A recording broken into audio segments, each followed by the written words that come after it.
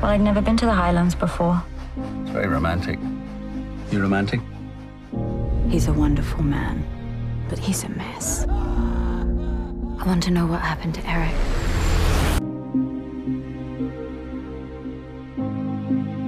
You know, Colin was incredibly generous, and you know, that's kind of the process when you're working on films. Often, you know, you get the script, and then as the actor, you go off and you do your thing on your own, and then you turn up on set and you do it. You don't have that lovely rehearsal process where you get to be with other people. It's often quite a lonely experience. So, you know, getting to share that with someone was really nice. And Colin didn't have to let me in on his process, but you know, invited me around his house, and we just rehearsed in his living room for many an afternoon, and played around with voices and things. So, you know, yeah, incredibly kind. And then, you know, as acting masterclasses go, you know, it's something I couldn't really dream of only, you know, 3 years ago, really. So, yeah.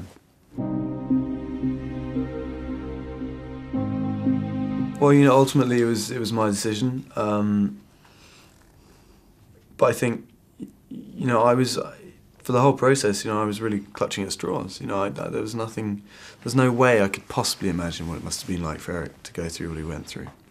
You know, no way on earth. And so, you know, I had to do absolutely everything I could to try and get those little glimpses of what it must have been like.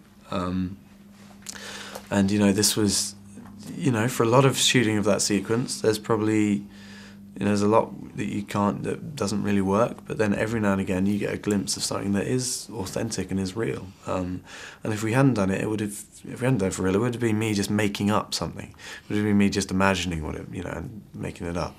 And that wasn't good enough for this. It just wasn't. You know, this so easily could have been insulting to the real people. And if we didn't do it justice, then that's exactly what it would have been.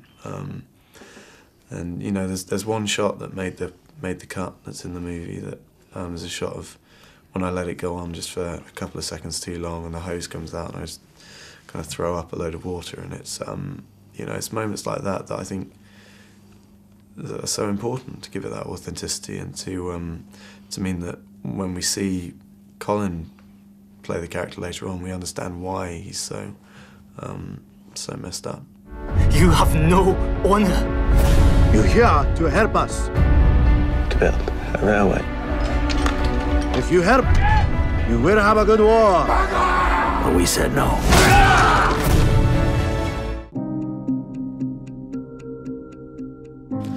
You know, we all had lunch with him one day, and you know, Eric was incredibly funny and a sense of humour, but also obviously still suffering almost just as much as he ever had done. You know, still having the night terrors and things every night right up to the day he died. You know, there was a point where, you know, the story is that he spends 50 years trying to hunt down the man that tortured him and imagining how he was going to murder him and how he was going to have his revenge. And then he gets his chance to actually meet him. And we sat around having lunch, and Colin says to Eric, you know, Eric, were you really going to kill him when you met him? And Eric just laughed and went, oh yes. And you know, it's moments like that when you realise just how differently this story could have ended. You know, he really was going to kill this man right up to the minute he met him. And I can't understand why he did forgive him. But he did, and it's I think it's the story about the best and the very worst of human nature, I guess.